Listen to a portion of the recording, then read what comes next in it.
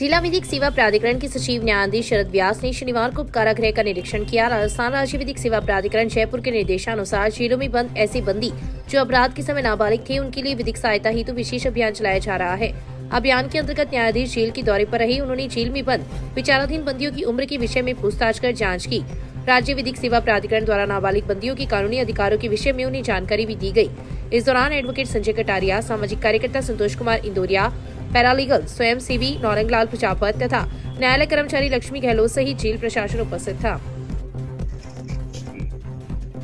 माननीय राजसा के निर्देशानुसार इस बात को एश्योर करने के लिए कि हमारी जेलों में कोई ऐसा बंदी न हो जो कि अपराध करने के समय 18 वर्ष से कम हो, इस बात को लेकर एक पैन इंडिया कैंपेन चल रहा है।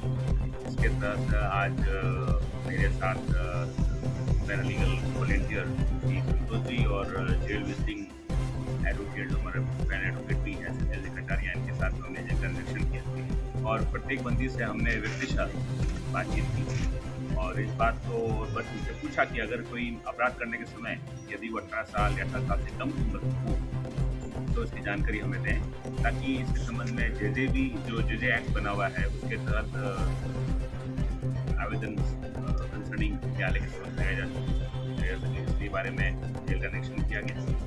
धन्यवाद।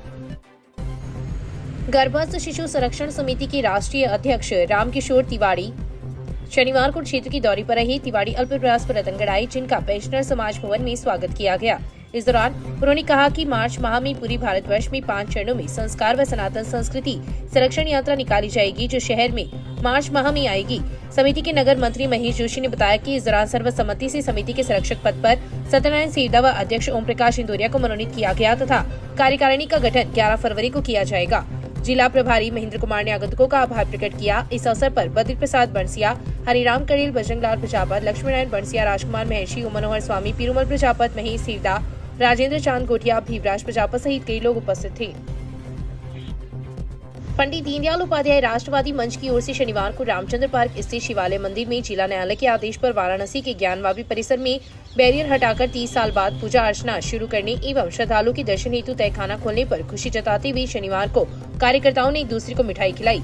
मंच के संयोजक अरविंद इंदौरिया के नेतृत्व में हुए कार्यक्रम में पंडित गिरधारी लाल दायमा ने शिव रुद्राष्टकम स्तोत्र व हनुमान चालीसा का पाठ कर भगवान भोलेनाथ की प्रार्थना की। इस अवसर पर इंदौरिया ने कहा कि ज्ञानवापी मामले में अदालत में फैसला होते हुए तहखाने में पूजा करने की इजाजत दी है, जो हमारे लिए गौरव का विषय है।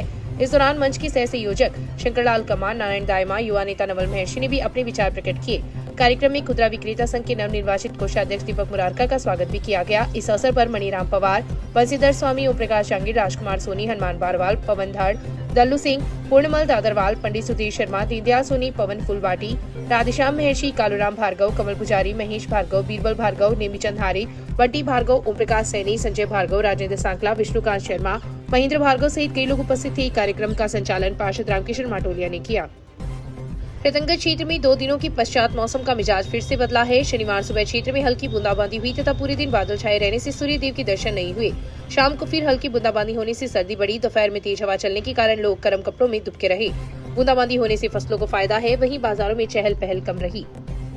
गोपालन विभाग जयपुर के निदेशक सुभाष मैरिया ने शनिवार को शहर में निर्माणाधीन नंदीशाला का निरीक्षण किया। इस दौरान उन्होंने कहा कि विभाग द्वारा जारी प्रथम किश्त की राशि से निर्धारित कार्य पूर्ण करवाकर राशि का शीघ्र उपयोग कर 15 मार्च तक उपयोग प्रमाण पत्र प्राप्त कर निदेशालय को भिजवाया जाए, ताकि नंदीशाला की दूसरी किश्त 31 मार्च तक जारी की जा सके। मैरिया ने निर्देश दिए कि 31 मार्च तक नंदीशाला के लिए सभी आवश्यक सुविधाओं का निर्माण पूर्ण करवाकर शहर को नरगोवन से मुक्त करवाया जाए। इस दौरान नोडल अधिकारी डॉक्टर हुंताराम मीणा, नंदीशाला संचालन समिति के मंत्री अंजनी चोटिया, पूर्व अध्यक्ष जयकुमार शर्मा, देवकीनंदन सोनी, श्याम सुंदर माटोलिया सहित कई लोग उपस्थित थे। चूरू में पुरानी रंजिश को लेकर 42 वर्षीय विवाहिता के साथ थापुकों से मारपीट करने का मामला सामने आया है। पति ने गंभीर हालत में विवाहिता को रतनगढ़ के गवर्नमेंट जालान अस्पताल में भर्ती करवाया, जहां से प्राथमिक इलाज के बाद विवाहिता को चूरू के डीबी अस्पताल रेफर किया। डीबी अस्पताल में विवाहिता का इलाज कर उसको ट्रॉमा सेंटर में भर्ती किया गया है। अस्पताल में भर्ती रतनगढ़ की वार्ड 27 निवासी निर्मला प्रजापत ने बताया कि परिवार में 6 माह पहले उसके फूफा ससुर का देहांत हो गया था। उसके वहां बैठने जाने के लिए काका ससुर ने किसी बात को लेकर कहा सुनी हो गई। उसके बाद से परिवार के लोग उनसे रंजिश रखने लगे।